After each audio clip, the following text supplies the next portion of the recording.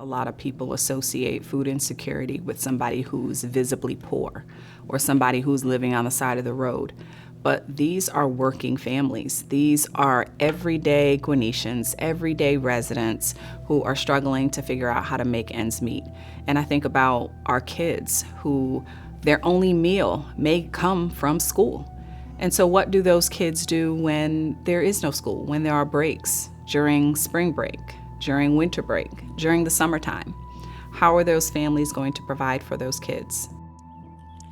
I'm Deborah Tuff. Thank you so much for watching Upfront Gwinnett.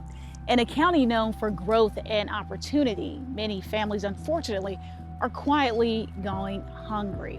I'm in one of the county's many community gardens where fresh food becomes a lifeline. In this episode of Upfront Gwinnett Starve for Solutions, we explore food insecurity and those living it and those fighting it every single day.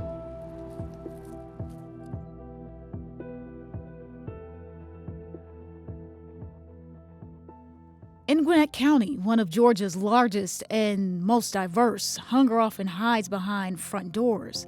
It doesn't wear a sign, it doesn't always look poor, but it's everywhere. When I think about food security here in Gwinnett, I think about how pervasive it is and how widespread it is, and that it really cuts across all economic, socioeconomic, and racial barriers. Again, we're breaking these pallets down with the idea that we're going to feed 350 families today.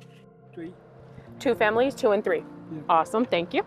You'll find it in the cars lining up 3 and 4 hours before food arrives at the county's mobile food distribution. To put it in perspective, our food distributions start at 2 or 3. There's families in line at 11. They're waiting. 15,000 pounds of food every week, and still not enough. You're at 15,000 every single week. Every single Tuesday, 15,000 pounds. That's roughly, for a person to kind of imagine it, that's about 8 to 10 pallets. So those pallets that you would see at a grocery store laying around ready to be stocked, those are the pallets that our team gets, 8 to 10 of them every single Tuesday. And we are always at the end telling people that we have run out, sadly, because there are so many people. Because for many, the need is deeper than hunger. It's the fear of being seen. And when they're coming to pick up the food, they don't necessarily want to be on these cameras, or if any of our volunteers have their phones out, they don't want to be captured. They don't want their next door neighbor to even know that they're in need. Yeah, a lot of people are suffering in silence because they're afraid or embarrassed or ashamed to admit that they need help.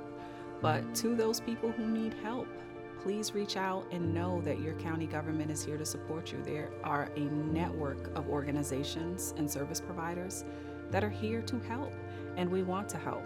And we want to make sure that every resident in Gwinnett County has an opportunity to thrive. And we can't help you if we don't know you're struggling.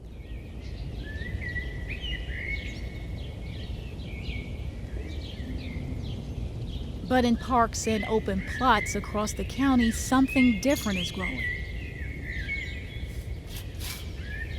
We have gardeners that are really established in Gwinnett County. They're connected in their local churches. They're connected at their neighborhood schools. And they're taking what they're growing and providing that service to families. They're getting that fresh produce. And that was something she was able to harvest from our community gardens. That is the impact we're making with our community garden initiative, feeding families, but feeding them with dignity. And that's the most important thing. From Caribbean crops in Snellville to Japanese eggplants in Swanee, these gardens feed more than hunger. They feed identity. They feed pride. We've harvested over 50,000 pounds of produce, and that's not including the amount of produce that our own gardeners grow. And they donate on behalf of the garden separately on their own. They're donating in their own communities. And when the pandemic silenced schools and shut kitchens, Chef Hank spoke up. We had 5 locations that week of spring break. We served about 5,000 meals that week. And you know, I always kind of tell the story, the kids didn't go back to school after that. You know, that was the beginning of COVID. And that was the message that God gave me. God said, now. And I tell people that all the time, 3-letter word, now, is what I heard. What started as one man's calling became a community's mission. We're close to 500,000 meals served now since we started in 2019. And we partner here at Church on Main and a lot of other churches. And one of our partners, the Net Church over in Norcross, we're actually in the process of establishing our first community kitchen. God's work is not to be done alone. We should partner and do it together. So that's been instrumental. And the Gwinnett County Library would do somewhere close to 1,000 meals per week at 5 different branches. So that helped us expand our territory.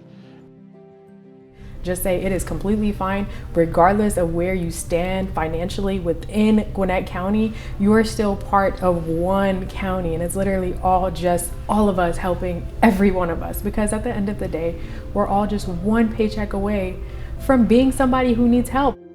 This isn't a story about hunger, it's about response and the people who refuse to look away. My why has always been about people. And as someone who has struggled with food insecurity, I know exactly what it's like to struggle in silence and to go without. I've lived it, so I know what it's like.